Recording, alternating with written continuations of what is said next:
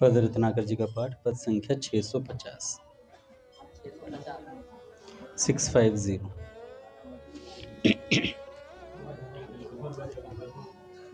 प्रियतम मीठी नित याद तुम्हारी आती, प्रियतम मीठी याद तुम्हारी आती, मैं पल भर तुमको कभी बिसार न पाती, मैं पल भर तुमको कभी बिसार न पाती, जगने में सपने में तुम मेरे प्यारे, जगने में सपने में तुम प्यारे, होते कभी न मुझसे पल भर न्यारे, होते कभी न मुझसे पल भर न्यारे, दे दर्शन मुझको सदा परम सुख देते,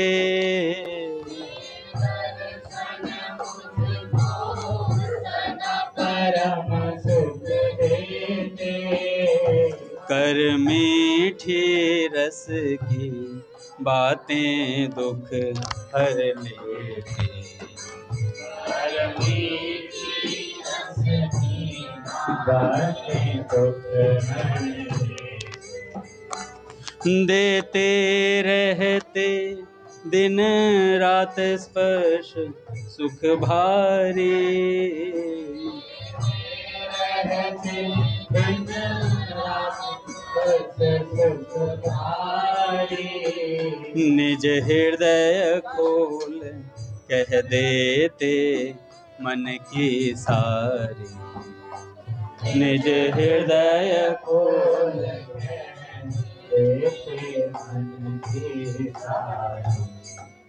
यूं मिलने पर भी मिलने की अभिलाषा, मिलने पर भी मिलने की अभिलाषा, रहती बढ़ती नित्य मिलन की आशा, रहती बढ़ती नित्य मिलन की आशा, नित मिलने पर भी पल न दूर स्मृति होती, नित मिलने पर भी पल न दूर स्मृति होती, वह सदा तुम्हीं में प्यारे जगती सोती,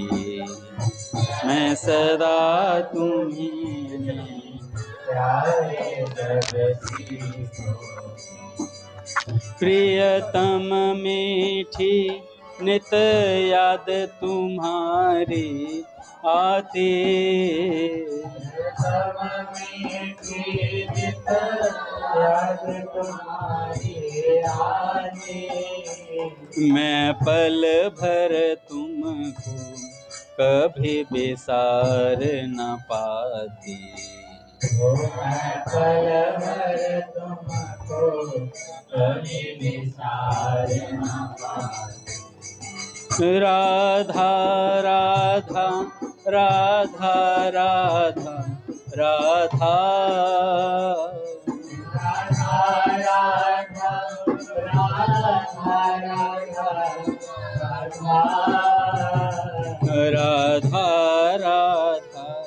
राधा राधा, राधा राधा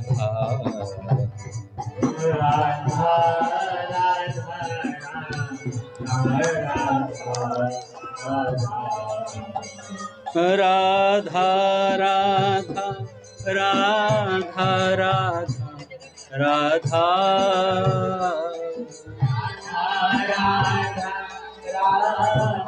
राधा राधा राधा राधा राधा राधा राधा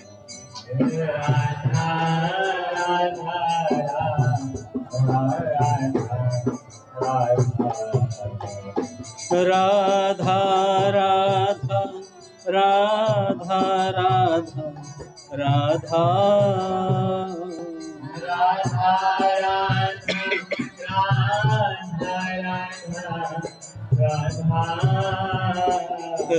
राधा राधा राधा राधा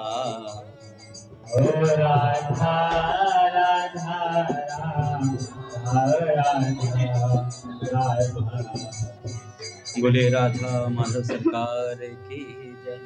पूज्य श्री भाई जी महाराज की जय। पूज्य श्री राधा बाबा की जय। पूज्य मैया की जय। अपने प्यारे भैया की जय। पूज्य दादा की जय। भक्तवत्सल भगवान की जय। हरि बोल। बड़े सौभाग्य का क्षण है कि आज भी हमें सत्संग और कीर्तन का परम लाभ प्राप्त हो रहा है। पहले पूज्य बाबा के कुछ वचन सुनेंगे, उसके बाद किसी भक्त की चर्चा करेंगे। खाना जा रहे हो ऑफिस?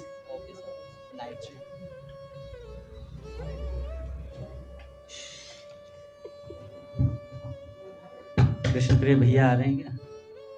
भैया आएंगे आज? ठीक है। अब कोई मत बोलना कि भैया आ रहे हैं।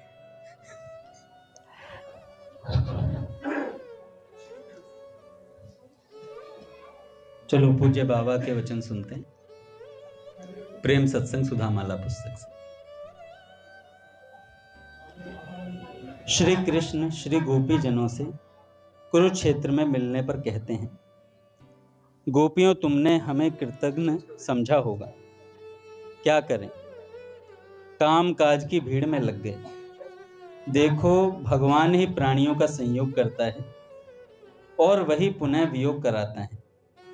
सौभाग्य की बात है कि हमारे प्रति तुम लोगों का प्रेम निश्चल रहा।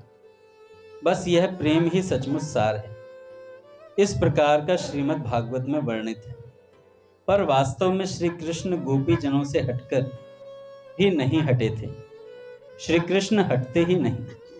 उद्धव जी के ज्ञान का भाई इसे सही कर।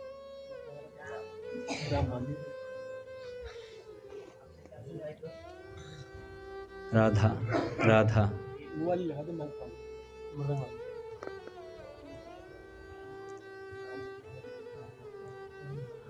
उद्धव जी के ज्ञान का गर्व शांत होने पर जब वे श्री कृष्ण के पास लौटे, उस समय का बड़ा ही सुंदर वर्णन श्री नंददास जी ने किया है। देखो श्री कृष्ण ही श्री राधा हैं, श्री गोपियां हैं।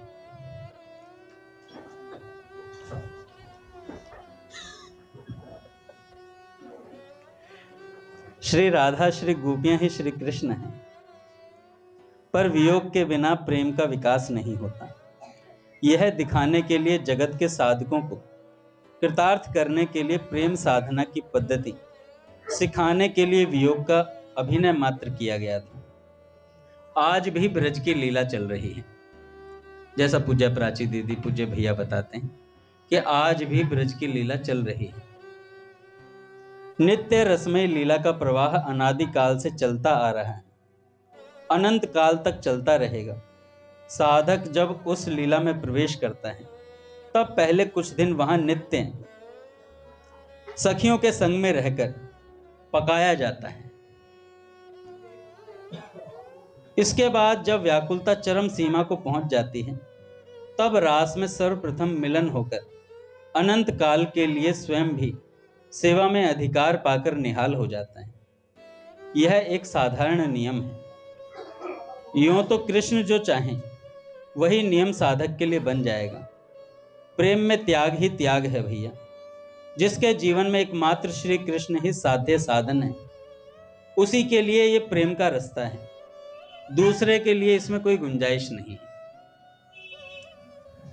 पतिव्रता की तरह उसे बाट देखनी पड़ती है कि पति का संदेश लेकर कौन आता है। स्वयं चलकर दूध की तलाश में पतिव्रता नहीं जाती है, स्वामी का दूत ही पतिव्रता के पास आता है। उसी प्रकार साधक श्री कृष्ण का नाम लेकर निरंतर आंसू बहाता चलता है और श्री कृष्ण की ओर से समय पाकर चेष्टा होती है। मन में तीव्र लगन हो, तीव्र चाह हो, उत्कंठा की तीव्र आग हो, पर बाहर किससे कहें। साधक समझता है मेरे नाथ तुम्हें ज्ञात है, तुम्हारे पास साधन है, तुम चाहो तो आ सकते हो, पर मैं चलकर भी तुम्हारे पास नहीं पहुंच सकता। मेरे जीवन धन अनंत जीवन की चाह लेकर बैठा हूं, कृपा की डोरी को स्वयं कृपा करके पकड़ा दो। अंधा हूं नाथ, पथ नहीं जानता, मेरे प्रियतम जिस पथ से चलना चाहता हूं उसमें कोई साथी नहीं है, तुम्हारे सिवा कोई अवलंबन नहीं है, एकमात्र तुम ही संभाल सकते हो, संभाल लो प्रभु, ऐसी प्रार्थना है। और उसके बाद निरंतर मशीन की तरह नाम जप हो।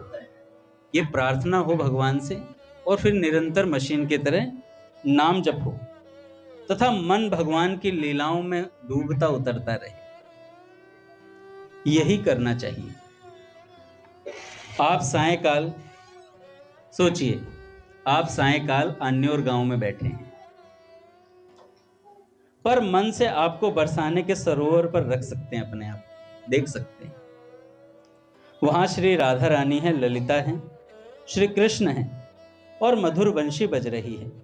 सब हो सकता है, पर चलना होगा आपको ही, इसकी तैयारी करनी पड़ेगी आपको ही। सारा प्रपंच, सारा व्यवहार इसी के अनुकूल होने पर ही स्वीकार्य है, अन्यथा तुरंत सबकी आहुति देने के लिए सच्ची लगन रखनी पड़ेगी। मित्र रहेंगे, परिवार रहेगा, माँ रहेगी, पुत्र रहेंगे, आपके सिर पर पगड़ी, टोपी, बदन पर कोट भी ऐसे ही रहेगा, पर मन सदा के लिए चला जाएगा। मन सदा के लिए उस ब्रजपुर में चला जाएगा।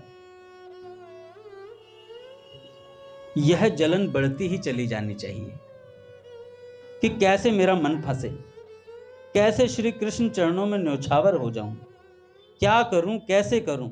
एकांत में बैठकर रो पड़ोगे, यह होगा उनकी कृपा से ही। पर उसके पहले आप भावना कीजिए, उनकी कृपा अनंत है, कृपा को ग्रहण करते चले जाइए, क्योंकि प्रेम गली अति सांकरी, तामे दो न समाए। यहां पर आप जो वन, पर्वत, नदी, झरने, स्त्री, पुरुष, गाय, पक्षी, महल, सड़क देखते हैं, जो कुछ भी देखते हैं, इन्हें देखकर उस सच्चिदानंदमय राज्य की कुछ कल्पना की जा सकती है, पर वास्तव में वह राज्य नहीं है।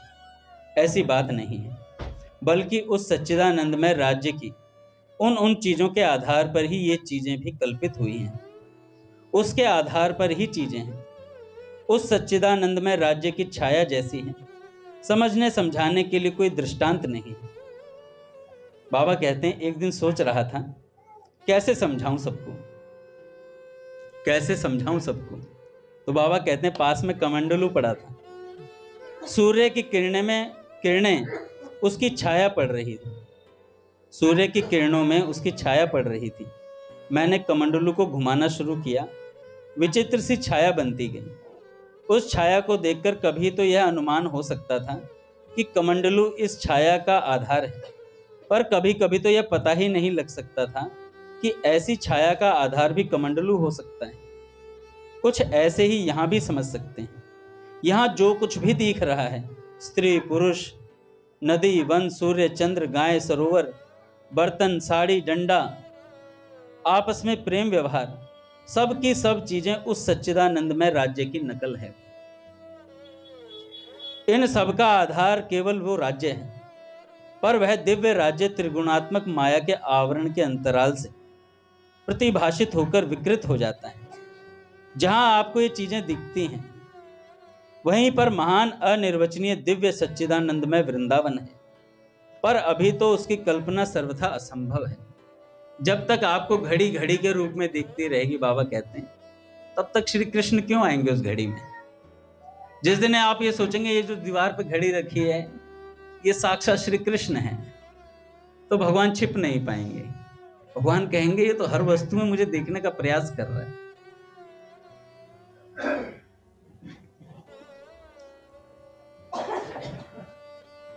आगे कहते हैं, जितनी चीजें आप देखते हैं, जो आपको प्यारी लगती हैं, जो भाव आपको प्यारा लगता है, यहां इस राज्य के संबंध से तोड़कर उसे दिव्य राज्य से जोड़ दीजिए। कोई सुंदर बगीचा दिखता है तो सोचो वहां का बगीचा है। कोई सुंदर कुंज दिखी है तो सोचो वहां की कुंज है। यहां की चीजों को सोचकर वहां की चीजों का भाव कीजिए। आपके मन में बढ़िया से बढ़िया घड़े की जो कल्पना है, उसका मानसिक चित्र खींचकर उससे श्री कृष्ण का हाथ धुलाना है। घड़ा है पानी का, और आप ये सोचिए इस घड़े में जो जल है उससे मैं श्री कृष्ण के हाथ धुलाऊंगा। है तो बेवकूफी वाली बात। आज बड़ा अच्छा किसी ने कहा कि प्यार में बेवकूफ नहीं बने तो फिर बात ही क्या, फिर प्यार क्या किया। बेवकूफी होते हैं। पूज्य गया प्रसाद जी महाराज कहते हैं, दीवानों का ये अगम पंथ संसारी समझ नहीं पाते। तो हमें ये भावनाएं करनी। एक बार भाई जी प्रवचन कर रहे थे गीता भवन में, तो गोपी भाव पे वर्णन चल रहा था। किसी ने बोल दिया भाई जी राधा भाव पे सुनाओ, तो भाई जी शुरू हो गई। भाई जी ने कहा कि सबसे पहले किंकरी बनना पड़ता है, किसी गोपी या किसी मंजरी की आपको दासी अपने आप को स्वीकार करना पड़ेगा, उससे कुछ सेवा मांगोगे रोज, फिर वो कोई झाड़ू लगाने की सेवा देगी, और उसके बाद झाड़ू की सेवा में जब सिद्धि हो जाएगी फिर अगली सेवा तुम्हें प्रदान करी जाएगी। ऐसे धीरे धीरे क्रम बढ़ता है आगे की तरफ। फिर किसी दिन ऐसा होगा कि आप निज प्रिया प्रियतम की सेवा में पहुंचोगे। तो ऐसे बोलते बोलते भाई जी बीच में रुक गए और कहने लगे, ये पागलों की सी बातें हैं, तुम्हारे नहीं समझ में आए तो छोड़ देना। एक दिन कुछ शरणानंद जी महाराज बैठे हुए थे। भाई जी के पास बहुत सारे साधक पत्र, वो प्रश्न लेकर के आ गए। प्रश्न बहुत हैं साधकों, इतने प्रश्न उनका उत्तर देना संभव नहीं है। भैया खुद कहते हैं मेरे को तो 6-6 महीने लग जाते हैं इनके उत्तर प्रश्न देखने में, तो उत्तर कब दूंगा। तो सब प्रश्नों का एक ही उत्तर है, नाम जप करो और सत्संग सुनो, सब उत्तर मिल जाएंगे। भैया एक अनुष्ठान बताते हैं तो उस अनुष्ठान को गलती हो जाती है भैया से बता के, भैया इस एंगल में बैठूंगा तो ठीक रहेगा, भैया ऐसे बैठूंगा तो ठीक रहेगा। भाई जिधर बैठना बैठ जा, पूछने की जरूरत ही नहीं है यार। बता दिया एक वीडियो में, बता दे, उस वीडियो को दोबारा खोल लो, उसमें बता रखा है अच्छे से। अब हर बार जब भी अनुष्ठान बताएं उससे पहले भैया के फोन में लाइन लग जाती है, ये प्रश्न ये प्रश्न ये प्रश्न। अच्छा माला भी विचित्र विचित्र। छोड़ो। अभी क्या हुआ, एक बच्चा यहाँ बैठता है, आज आया नहीं, वो आगे बैठता है। आज क्या नाम है, आशीष है शायद, नहीं आशीष तो पीछे बैठा। एक आता है, हाँ कृष्ण, हाँ वो आया परसों, मैंने उससे माला मांगी। अजय, मैंने माला मांगी उससे, माला ले ली मैंने। उसने नाम जप कर रहा था, मेरे पीछे टंगी हुई थी। मैंने कहा भैया के सामने पीछे उठ के जाऊंगा, इसी की माला से कर लेता हूँ। जैसे ही माला में हाथ डाला तो माला करने लगा मैं। अच्छा मुझे पता नहीं था उसने छोटी माला रखी हुई है। मैं कर रहा, फटाफट सुमेरु आ जाता। मैं 3 माला करी और 3 माला फटाक से होगी। मैं कहा यार इतनी स्पीड तो नहीं थी मेरी। मैं कहा इतनी देर में तो माला फटाफट निपटेंगे आज तो। 3-4 करी, फिर मैंने कहा यार कुछ गड़बड़ है। देखा तो छोटी माला हाथ में आ गई।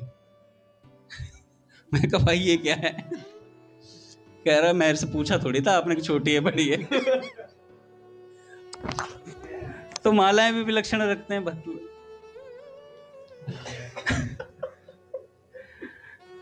तो प्रश्न जो होते हैं ना साधकों के खत्म नहीं होते।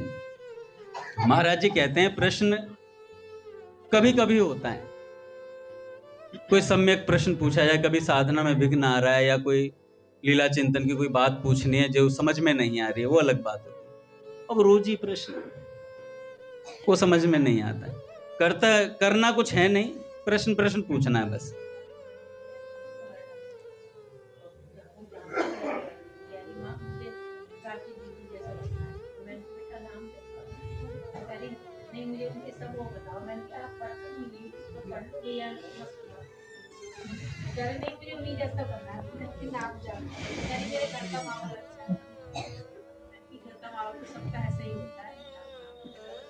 सही बात, उदाहरण दे देते ना, बहुत सारी बैठी हैं यहाँ आके, ये सभी प्राची दीदी बनना चाहती है। ऐसे बैठो, नाम जप करो, तब कुछ भाव आएगा। पट खुलेंगे महाराज। श्री राम जय राम, जय जय राम।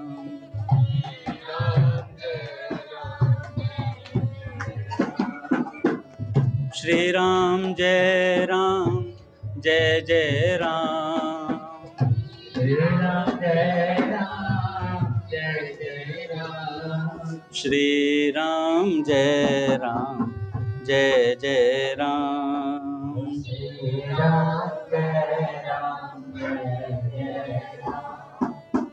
बोले राधा माधव सरकार की जय।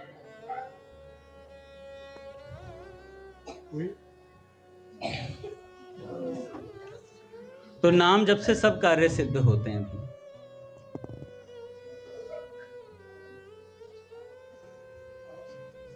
आज महाराज जी कह रहे थे कि अगर शास्त्रों के हिसाब से चला जाए महादेवा, तो हाहाकार मच जाएगा, क्योंकि हमने वर्णाश्रम धर्म का त्याग कर दिया, और वेदों के हिसाब से चले तो हम जीने के लायक ही नहीं है। इधर इस दिशा में बैठो, ऐसे बोलना है, ऐसे चलना है, इतने चीजें भरी पड़ी हैं। महाराज जी ने कहा कर नहीं पाओगे। कह रहे यज्ञ करने बैठो, आधे घंटे में कमर दुखने लग जाएगी बैठे बैठे। अनुष्ठान करने बैठो, घुटनों का ग्रीस खत्म हो जाएगा थोड़ी देर में, है ना? ऐसा ही होता है। उसके बाद क्या होता है, फिर माला वैसी नहीं होती, कष्ट पाकर अबे कब पूरी होगी, कब पूरी होगी, बस ऐसे करता रहता। कभी इधर टांग मुड़ गई, कभी इधर आसन मुड़ गया, फिर वो मजबूरी वाली माला हो जाती है। फिर थोड़े दिन, पहले दिन जोश जोश में बैठते हैं, पर यही तपस्या है। ऐसे बैठे रहना भी तपस्या है, ये भी बड़ा मुश्किल होता। कोई ऐसे भी निभा दे, कोई बड़ी बात है। पर महाराज जी कह रहे थे कि कलयुग में सब साधन, जितने भी साधन हैं, सब में कोई ना कोई कमी मिल जाएगी। कमी साधन में नहीं, मतलब हमारे उसे पूर्ण करने में कमी रह जाएगी, कोई ना कोई क्रिया में कोई दोष रह जाएगा, फिर उसका फल वैसा मिलता नहीं। पर एक नाम ऐसी चीज है जिसमें कोई कमी नहीं रह सकती। राम, कोई कमी नहीं है। राम वैसे का वैसा ही है नाम। सतयुग में भी इसकी महिमा वही थी, त्रेता में भी, द्वापर में भी, और कलयुग में विशेष हो गई। अच्छा, सतयुग में जितने कई ऋषि, मतलब ऐसा कोई नहीं था जिसमें दोष ना पाया गया। इतने महर्षि हुए हैं, इतने ऋषि हुए हैं, इतने राज ऋषि हुए हैं, सब में कहीं ना कहीं त्रुटि हो गई। उनकी साधन करने में कहीं ना कहीं त्रुटि हो गई। ऐसे ही त्रेता युग में हुई, ऐसे ही द्वापर में हुई। कभी हमने सुना नहीं कि भाई उसमें कमी ना रही। महाराज जी कह रहे थे, पर कलयुग में, कलयुग के भक्तों ने कहा कि इस कठिन काल कलयुग में कर्मेति निष्कलंक रही। अपना जीवन निष्कलंक काट दिया इस घोर कलिकाल में। कैसे? नाम जप के सहारे। तो इसलिए कलयुग में कुछ नहीं बनता हो ना, तो नाम जप पकड़ लो, और सब चीजें करो, यज्ञ भी करो, अनुष्ठान भी करो, सब चीजें करो, पर भरोसा नाम का होना चाहिए। गोस्वामी जी ने तो कलम तोड़ दी, लिखते लिखते कह रहे, राम न सके ही नाम गुण गाई। इससे आगे कुछ कह ही नहीं सकता मैं। भरोसा चाहे दूसरों से करो, कोई दूसरे चीजों का भरोसा करता हो करो, अपने तो राम नाम का भरोसा है भाई। ऐसे ही अपने को भगवान के नाम का भरोसा पकड़ लेना चाहिए। कोई 10 नाम भी जपता है ना, अगर उसने भरोसा कर लिया नाम हमें तार देगा, तो 10 नाम तार देगा। भरोसा नहीं हो पाता है। उस भरोसे को बनाने के लिए निरंतर नाम जप होता है। हम पूछते ना, क्यों निरंतर बार बार क्यों जपें? रोज ही 16 माला क्यों करें? वो भरोसा पैदा हो जाए इसलिए रोज 16 माला करें, वो भरोसा जमेगा। और जिस दिन पूज्य प्राची दीदी ने बोला, जिस दिन श्री कृष्ण के एक नाम को इस भाव से ले लोगे कि ये साक्षात श्री कृष्ण है, तो तत्काल श्री कृष्ण आपके सामने प्रकट हो जाएंगे और अपने कर्ण द्वय को पकड़ करके आपसे क्षमा याचना करेंगे। मेरे प्यारे सखा, मेरी प्यारी सखी, मुझे आने में थोड़ी देर हुई, जैसे रघुनाथ जी को भी देर हुई।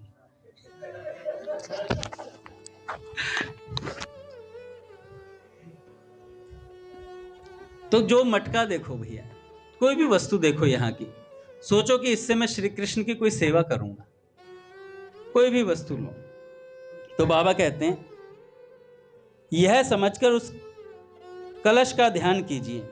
इसी प्रकार जिस लीला का भी वर्णन पढ़ते हैं उसके प्रत्येक वाक्य में एक एक दो दो चीजों का उल्लेख मिलेगा जिन्हें आपने देखा है। बस उन्हीं का चिंतन कीजिए। एक से मन उछटे तो दूसरे से जोड़ दीजिए। जिस प्रकार से भी हो, मन को उसी राज्य की किसी वस्तु से जोड़े रहिए भैया। फिर निश्चय मानिए कि उसी के निमित्त बनाकर श्री कृष्ण के दिव्य राज्य में प्रवेश अधिकार मिल जाएगा।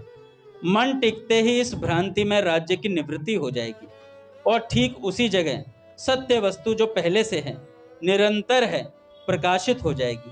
पूरी चेष्टा करके मन को इस जगत से निकालकर यहीं पर चलती हुई लीला में परम रमणीय रूप में वृक्ष, वासन, साड़ी, पगड़ी आदि में जोड़ दें। फिर निश्चय अभूतपूर्व शांति का अनुभव होगा। और कुछ ना कर सको तो कहो राधा राधा राधा, बाबा कहते हैं। कुछ ना कर सको तो कहो राधा राधा राधा। देखो भगवान की समस्त लीलाएं यहीं चल रही हैं। बाबा कहते हैं 3 महात्मा घूम रहे थे। घूमते घूमते उनमें से जो कुछ अधिक आयु के थे वे थक गए। उन्होंने कहा भैया अब तुम लोग जाओ, मैं तो यहीं आराम करूंगा। तीनों ने दिन भर कुछ भी नहीं खाया था, अतः एक तो रुक गए, 2 आगे बढ़े। बरसाना निकट आ गया। दोनों बड़े श्रद्धालु थे। दोनों ने आपस में सलाह करके निश्चित किया आज चलो श्री जी के अतिथि बनेंगे। बात हंसी मजाक में हुई थी, अतः उन लोगों ने फिर इस पर विचार नहीं किया। सोचा अब रात हो गई है, कहाँ मांगने जाएं। यहीं रात में मंदिर में जो कुछ प्रसाद मिल जाएगा उसे खाकर पानी पी लेंगे। उस दिन मंदिर में उत्सव था। उत्सव देखने में लग गए। उत्सव समाप्त हुआ, लोग चले गए। करीब 11 बजे मंदिर के पुजारी जी जोर जोर से पुकारने लगे, अरे यहाँ कोई श्री जी के अतिथि हैं क्या? अरे यहाँ कोई श्री जी के अतिथि हैं। अब दोनों ने आवाज तो सुनी, पर दोनों सोचे यार हमने तो बात मजाक में कही थी, हम थोड़ी होंगे वो। दोनों ने कह दिया कोई होगा, हम नहीं है। उसके बाद पुजारी जी इन दोनों को ले गए। प्रसाद में जो जो बढ़िया से बढ़िया चीजें थी भर पेट खूब पवाया अच्छे से। इन लोगों ने प्रेम भरकर खूब आनंद से पाया। तृप्त होकर सो गए, जो वहां से कुछ दूर पर थी जगह। सोने के बाद दोनों को एक ही समय एक स्वप्न आया। दोनों ने देखा एक अत्यंत 12 वर्ष की बालिका आई है और पूछ रही है क्या तुमने भरपेट भोजन किया है? हमारे अतिथि हो ना। उन लोगों ने स्वप्न में ही कहा खूब छिक्कर खाया भैया, खूब छिक्कर खाया। बालिका बोली पर आज प्रसाद में खूब बढ़िया पान था, पुजारी वह देना भूल गया, मैं पान लेकर आई हूं। स्वप्न में चल रही है बात। यह कहकर उसने दोनों के पास 2-2 पान रख दिए। उसी समय दोनों की नींद खुल गई तो देखा सिरहाने पान रखे हुए थे। सिरहाने पान रखे हुए थे। पान मुंह में रखकर प्रेम में अधीर हो गए। दोनों प्रेम से व्याकुल हो गए। दोनों ने अपना स्वप्न एक दूसरे को सुनाया। एक ही समय में दोनों को एक ही स्वप्न हुआ था। यह सच्ची घटना है। जिनको ऐसा अनुभव हुआ है वे शायद अभी जीवित हैं। बात इतनी ही है भैया। श्री राधा रानी श्री कृष्ण केवल विश्वास देखते हैं कि विश्वास कितना है। फिर जैसे भरपेट भोजन देकर उनको अतिथि के रूप में स्वीकार कर लिया, वैसे ही सच्चे विश्वास के साथ उनका दर्शन चाहने वाले, उनकी लीला को देखकर कृतार्थ होने की इच्छा रखने वाले को वे अतिथि बनाकर उसका वैसा ही सत्कार कर सकते हैं। उनके लिए सभी समान हैं, किसी से कोई भेदभाव नहीं है। अतः आप यदि अनन्य मन से आतुर होकर श्री कृष्ण से, श्री राधा रानी से चाहें कि बस आपका निरंतर चिंतन हो, निरंतर आपकी लीला सुनने को मिले, तो सच मानिए देर का काम नहीं, अवश्य ही इस प्रार्थना को श्री कृष्ण सुनेंगे भैया। पर प्रार्थना सच्ची हो तब ना। जब तक आपकी प्रार्थना सच्ची ना हो तब तक झूठे मन से करो, तब तक झूठे मन से करो। झूठी प्रार्थना को भी समय आने पर वे सच्ची कर देते हैं भैया। ये भगवान का कृपालुता का स्वभाव जाएगा नहीं। आपकी यह चाह बड़ी उत्तम है, निरंतर श्री कृष्ण का स्मरण बना रहे। प्रेम भिक्षु जी महाराज से किसी ने पूछा कि महाराज जी पाप क्या है आपकी नजर में, आपकी नजर में पाप क्या है? तो प्रेम भिक्षु जी महाराज ने कहा, नाम के अलावा एक शब्द भी उच्चारण करना मेरी समझ में महापाप है। नाम के अलावा कोई भी बात बोलना मुख से महापाप मानता हूं। और कहा कि अब नाम जप करो, अब नाम जप करो। तो महाराज जी कह रहे थे कि भगवान का विस्मरण ही पाप है और भगवान का स्मरण ही महान पुण्य है। कह हनुमंत विपत्ति प्रभु सोई, जप तप सुमिरन भजन न होई। सबसे बड़ी विपत्ति कौन सी है? जब भगवान का भजन नहीं होता है और हम उसे मौका मान लेते हैं। कैसे उदाहरण दूं? आप कहोगे अंगद जी फिर हमारी खिंचाई कर रहे हैं। जैसे 9:30 बजते हैं, पता चल जाए भैया नहीं आ रहे, आनंद की जो अनुभूति होती है वो भगवान के नाम से नहीं हो रही है, वो इस बात से हो रही है कि आज हम जल्दी घर पहुंच जाएंगे। हाँ या ना? ना, नहीं लूंगा, नाम नहीं लूंगा आज। तो जिस दिन एक संत कह रहे थे, मैं अपनी बात नहीं, एक संत कह रहे थे, जिस दिन हम घटिका यंत्र की तरफ देखना छोड़ देंगे ना सत्संग के मध्य में, उस दिन समझ लेना कि तुम्हारा भगवान से प्रेम बन रहा है धीरे धीरे। पूज्य गया प्रसाद जी महाराज और पूज्य प्रिया शरणदास बाबा जी महाराज दोनों जब सत्संग करते थे तो घटिका यंत्र पे कपड़ा फेंक देते थे। घटिका यंत्र यानी घड़ी, घड़ी के ऊपर अपना परना डाल देते थे गया प्रसाद जी महाराज। इस सत्संग में विक्षेप नहीं होना चाहिए। अच्छा, नाम जप में इतना प्रेम था, बिना घड़ी के उन्हें पता लग जाता था कि अब मेरे नाम जप का समय हो गया। पूछो कैसे पता चलता था? नाम जगाता था। माला बुला रही है, माला। ऐसा नाम में प्रेम हो जाए, फिर नाम का आप में प्रेम हो जाएगा। नाम सोने नहीं देगा बिना माला किए, कहेगा माला जप, खुद कहेगा माला जप भैया। अच्छा, एक बात सच सच बताना, मैं तो सच बताऊंगा। मुझे भैया ने उस दिन कहा कि कोई आधा घंटा स्मरण करे भगवान का तो भगवान मिल जाएंगे। किस किस ने प्रयास करा? हाथ खड़े करो। देखो, एक दो तो मिल गए मुझे। और फिर हम भैया से जाके प्रश्न पूछते, भैया भगवान कैसे मिलेंगे? है महादेवा, ऐसा होता है? उपाय कितने बता दिए? भैया ने कहा आधे घंटे में भगवान मिलेंगे, मैं गारंटी से दे रहा हूं। मैं कह रहा हूं किसी शास्त्र में वर्णित नहीं है। भैया ने इतनी जिम्मेवारी से बात बोली। अच्छा, मैं भी सच बोल रहा हूं, 3 दिन तक मैंने भी प्रयास किया 30 सेकंड का, फिर चौथे दिन भूल गया। जरूरत ही नहीं महसूस हो रही भगवान की जीवन में। आज फिर याद आया, अभी आप लोगों से पूछा, आज फिर करूंगा जाके। 30 सेकंड नहीं ध्यान बैठ पा रहा भगवान पे कि 30 सेकंड में केवल भगवान का चिंतन कर लूं। और भैया ने कहा 30 मिनट, आधा घंटा यार। तो इसका मतलब अभी आवश्यकता नहीं है हमें भगवान की, इसलिए नहीं कर पा रहे हम। जिस दिन आवश्यकता महसूस होगी उस दिन 6 महीने अभ्यास नहीं करना पड़ेगा, एक ही दिन के आधे घंटे में भगवान को उतार लाएंगे। जिस दिन आवश्यकता महसूस होगी। तो भाई जी कहते हैं भगवान की आवश्यकता को जागृत करो। भगवान की आवश्यकता को, एक प्रवचन है भाई जी का, उसका शीर्षक ही ये है, भगवान की आवश्यकता। सुनेंगे तो बहुत अच्छा लगेगा आपको। और भाई जी की वाणी तो अद्भुत है ही भी। एक संत थे होशियारपुर के, पीयूष वो ऐसे ही जा रहे थे, उनके मन में आई लीची खाऊंगा। तो होशियारपुर से इधर अयोध्या की साइड किधर मुजफ्फरपुर कुछ पड़ता है क्या, किसी को पता हो? है, पड़ता है। तो वहां की लीची बहुत मशहूर है महादेवा। तो लीची खाने के लिए होशियारपुर से मुजफ्फरपुर, सिद्ध संत थे अच्छे खासे, बहुत बढ़िया संत थे, ऐसी बात नहीं। तो जाने लगे तो गंगा जी के किनारे एक महात्मा बैठे हुए थे, अवधूत महात्मा।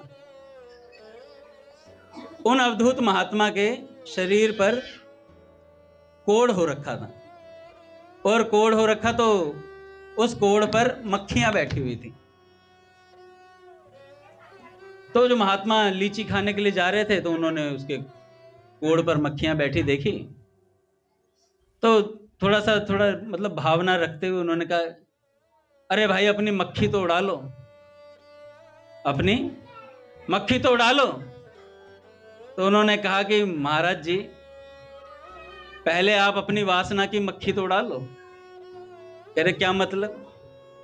कह रहे लीची खाने की इतनी वासना है, होशियारपुर से मुजफ्फरपुर जा रहे हो,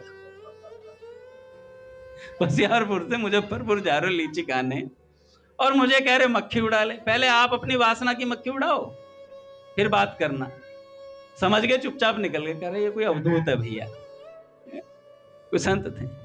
तो पूज्य अखंडानंद सरस्वती जी महाराज का कहना था इस बात पर कि पहले वासनाओं की मक्खियों को उड़ा लो, और ये सहजता से उड़ती है। कैसे? नाम जप करते रहो, कीर्तन करते रहो, उड़ जाएगी।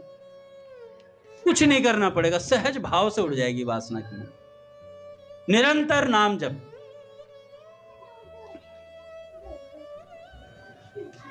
एक महात्मा हुए,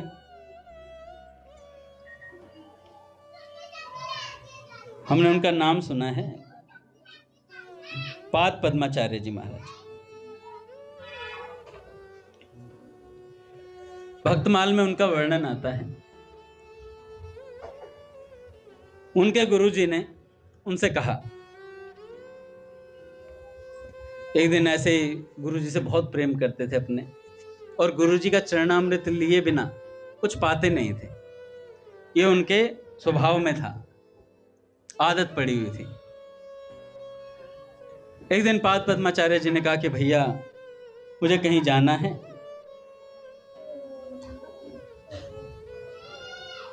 तो उन्होंने कहा कि बैग पैक कर लिया पाद पद्माचार्य जी ने, मैं भी चलूंगा। उन्होंने कहा नहीं, मैं अकेले ही जाऊंगा, कहीं कोई और नहीं जाएगा मेरे साथ। कई शिष्य जो उनसे पहले तैयार थे उन्होंने, अबे यार गुरु जी अकेले जा रहे हैं।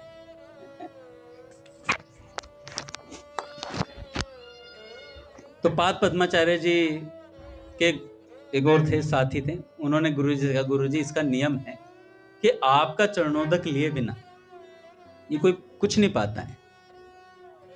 तो उन्होंने कहा कि ठीक है, इसका भी निवारण करेंगे। तो गुरुदेव ने कहा, वत्स मेरे आश्रम पर अनेक संत भक्त आते रहते हैं, उनकी सेवा करना मेरा धर्म है। यदि तुम भी मेरे साथ चलोगे तो उनकी सेवा कौन करेगा? आश्रम सूना हो जाएगा और आने वाले साधु संतों को महान कष्ट होगा। अतः तुम्हें आश्रम में रहते हुए मेरे इस दायित्व की पूर्ति करनी चाहिए। वत्स गुरु की आज्ञा मानना गुरु की भौतिक सेवा से भी बड़ी बात है। नोट कर लो महाराज सब साधक, गुरु की आज्ञा मानना गुरु की भौतिक सेवा से भी बड़ी बात है। अतः तुम्हें यहीं रुककर मेरी आज्ञा का पालन करना चाहिए। रही मेरे प्रति भाव की बात, ये माता गंगा जी तो आश्रम के पास ही हैं। साक्षात परमात्मा ही हैं। अतः तुम इन्हें ही गुरु मानकर इनकी सेवा पूजा करना। मैं कुछ ही समय में वापस आ जाऊंगा। पाद पद्माचार्य जी ने गुरु की आज्ञा को शिरोधार्य कर लिया। उस दिन से गंगा जी में स्नान बंद कर दिया, क्योंकि गुरु जी ने कह दिया गंगा जी मेरा स्वरूप है, तो अब गंगा जी में स्नान नहीं करते। इस दिव्य भाव को माता गंगा जी और उनके गुरुदेव ही जान सकते थे भी। अन्य आश्रमवासी तो उनकी इस क्रिया पर व्यंग किया करते थे। अब पहले तो बड़ा जल्दी सुबह सुबह ब्रह्म मुहूर्त में गुरु जी के सामने पॉइंट बनाने के लिए चला जाता था। चरणोदक लेंगे, चरणोदक ले बिना कुछ खाएंगे पिएंगे नहीं। जब से गुरु जी गए नहा ही नहीं रहा है। जब से गुरु जी गए नहा ही नहीं रहा है, नहाने में बंद कर दिया। व्यंग कसते थे वो, ताने मारने का, जैसे मैं आप लोगों को मारता हूं। पर ऐसा है नहीं, मैं आप लोगों पे ताने नहीं मारता हूं। गौरांग इस बात को अच्छे से जानता है।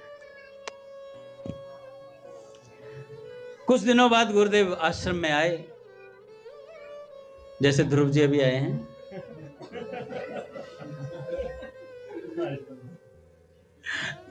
अरे इनका ऑफिस लेट का है, इसलिए लेट आते हैं। तो गुरु जी अपना कार्य कहीं से करके वापस आए। तो आप ये सोचो, पाद पद्माचार्य जी सीताराम जी हैं और बाकी शिष्यों में मैं हूं। जैसे भैया आए, गाड़ी से उतरे, भैया ये सीताराम रोज आपके पास आता था पॉइंट बनाने, जब से आप गए हो ना नहा नहीं रहा है। बस आपके सामने ही स्नान किया है, बिल्कुल नहाया नहीं है तब से। भैया ने देखा अंगद दास सत्संग बोलना ही सीखे हो, उतारना नहीं सीखे हो।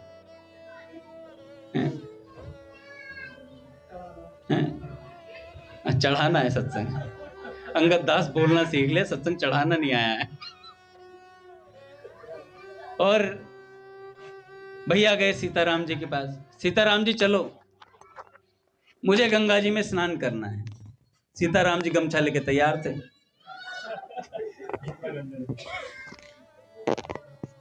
गुरु जी ने कहा कि गमछा लो, फटाफट कपड़े लो, गंगा जी में स्नान करेंगे। सीताराम जी चल दिए। अब गुरु जी स्नान कर रहे हैं। अच्छे से स्नान किया गुरु जी ने। स्नान करने के बाद गुरु जी ने कहा कि सीताराम गमछा लेकर के आओ।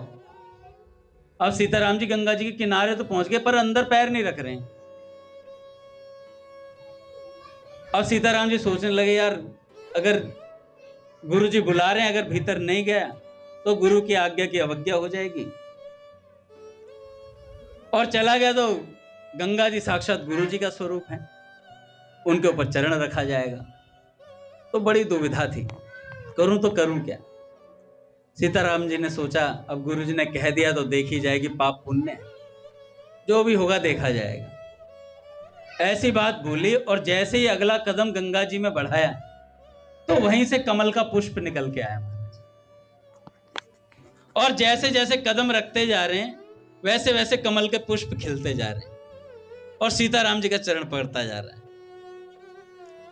और जाकर अपने गुरुदेव के पास जाकर के गमछा दिया, और गुरुदेव ने कहा कि तेरी निष्ठा से मैं बहुत प्रसन्न हूं सीताराम, आज से तेरा नाम पाद पद्माचार्य होगा, क्योंकि तूने जहां चरण रखा वहीं कमल पुष्पित हुआ, तो आज से तेरा नाम पाद पद्माचार्य। तो ऐसे गुरुनिष्ठ होते हैं भैया, कि गुरु जी ने कह दिया, भौतिक सेवा से भी बढ़कर उनकी आज्ञा है। भक्तमाल में अभी लिखा हुआ। अच्छा, आप भौतिक सेवा ना करें क्या? अरे जब मिले तो सेवा भी करो। मिले तो आज पूज्य महाराज जी कहते मलकपीठ सरकार कि नाम से बढ़कर कोई साधन नहीं है। अब इससे यह मत समझ लेना कि अब यज्ञ नहीं करेंगे। कोई संध्या वंदन छोड़ दे कि जब संध्या वंदन से बढ़कर नाम जप, तो संध्या क्यों करें। तो महाराज जी कह रहे थे वो सब तो करना ही है, पर आश्रय भगवान के नाम का रखना है। कि नाम हमारा कल्याण कर देगा। ऐसे एक शिष्य हुए कबीरदास जी महाराज के शिष्य, जिनका नाम है पद्मनाभ जी। इनके विषय में आता है कि नाम महानिधि मंत्र नाम ही सेवा पूजा, जप तप तीरथ नाम नाम बिन और न दूजा। केवल नाम को संभाला इन्होंने। कबीरदास जी के शिष्य थे। गृहस्थ आश्रम में आपको शास्त्रार्थ करने तथा दूसरे पंडितों को पराजित करने का व्यसन था। व्यसनी होते हैं कई लोग। कई लोग कहते हैं आपके सामने आएंगे ना, ऐसी ज्ञान की बातें करेंगे, मतलब आपको हराना चाहते हैं कि हम तुमसे ऊंचे भक्त हैं। तो कुछ को व्यसन होता है। महाराज जी ने कहा सब भक्ति कर सकते हैं, पर अहंकारी व्यक्ति भक्ति नहीं कर पाता है। जिसमें अहंकार भरा रहता है ना, उसको झुकाना बड़ा मुश्किल हो जाता है।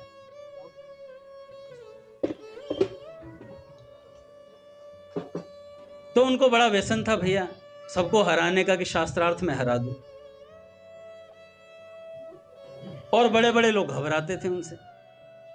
आप जब कहीं शास्त्रार्थ करने जाते तो आपके साथ बैलगाड़ियों में भरकर पोथियां चलती थी। ये बताने के लिए इतनी पोथियां पढ़ चुका हूं मैं। साथ में अनेक विद्वान पंडित चलते। ये जहां भी पहुंच जाते विजयश्री इनके चरण चूमती थी। अधिकांश पंडित इनकी कीर्ति सुनकर ही बिना शास्त्र किए भग जाते थे। आधे तो पोथियां देख के निकल लेते थे। भाई इतना पढ़ा लिखा आदमी अपनी किताबें साथ लेके चल रहा है।